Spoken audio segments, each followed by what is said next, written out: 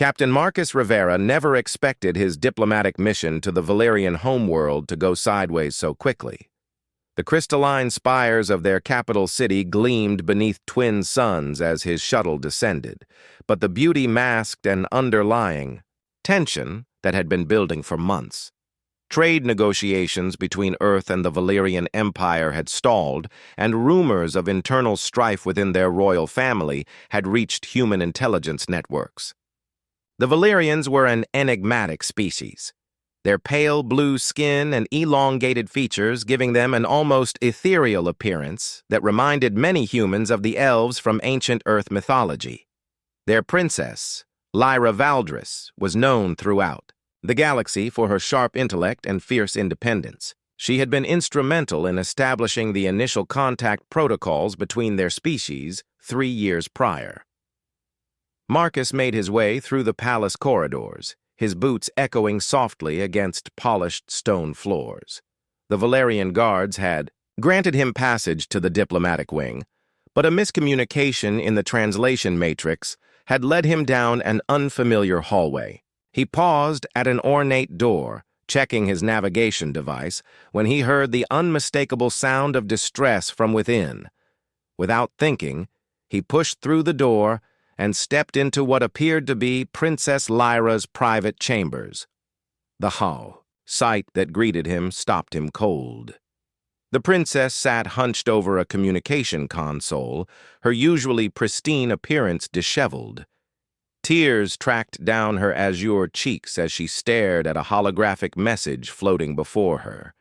She looked up sharply as he entered, her violet eyes wide with surprise and something deeper.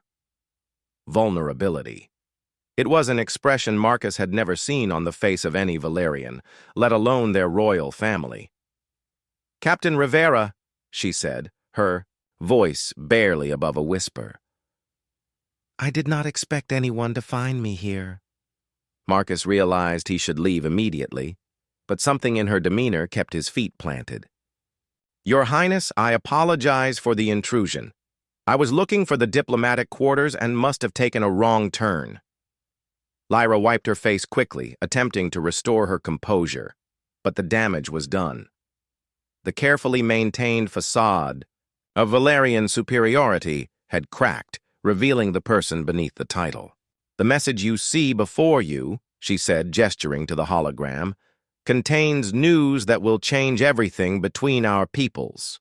My father, the Emperor, has been overthrown by a military faction that views humans as inferior beings unworthy of alliance." Marcus stepped closer, his diplomatic training kicking in despite the personal nature of the moment. "What does this mean for the peace accords?" "It means war, Captain Rivera. The new regime believes that Valerians are the rightful rulers of this sector of space. They see your species as nothing more than upstart primitives who stumbled onto faster-than-light travel through luck rather than evolution." The weight of her words settled between them like a physical force. Marcus had come here hoping to finalize trade agreements and cultural exchange programs. Instead, he was witnessing the collapse of everything humanity had worked toward. "There's something else," Lyra continued, her voice gaining strength. "Something the new leaders don't know yet. My research team has made a discovery about human neural architecture that changes everything we thought we knew about your species." She activated another holographic display, showing complex brain scans and genetic sequences. "Humans possess a unique cognitive flexibility that allows for rapid adaptation and creative problem-solving under extreme stress. It's not just intelligence, Captain. It's something far more valuable. Your people have the ability to synthesize solutions from seemingly unrelated information in ways that even our most advanced AI systems cannot replicate." Marcus studied the data, trying to understand the implications. "What are you saying?" "I'm saying that humanity's greatest strength isn't your technology or your military might. It's your capacity for unexpected solutions. The very trait that my people's new leaders dismiss as primitive chaos is actually an evolutionary advantage that could reshape galactic civilization." The princess stood and moved to a window overlooking the city below. I've been studying human history, Captain Rivera. Every time your species has faced extinction-level threats, you've found ways to not just survive, but to emerge stronger. You've turned catastrophes into opportunities for growth. And you believe this information could change the new regime's mind about humanity? Lyra turned back to him, and Marcus saw something he hadn't expected. Hope, but it was tempered with a desperate urgency that made his chest tighten. Not the regime? No. But there are others within our government and military who still believe in the alliance. If we can present this data to the right people, we might be able to prevent a war that would devastate both our civilizations.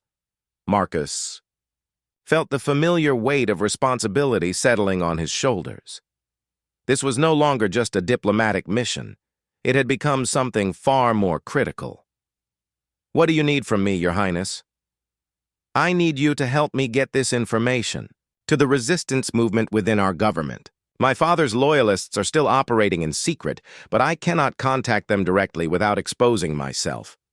However, a human diplomat meeting with various Valerian officials would not raise suspicion. The plan that emerged over the next hour was dangerous and complex.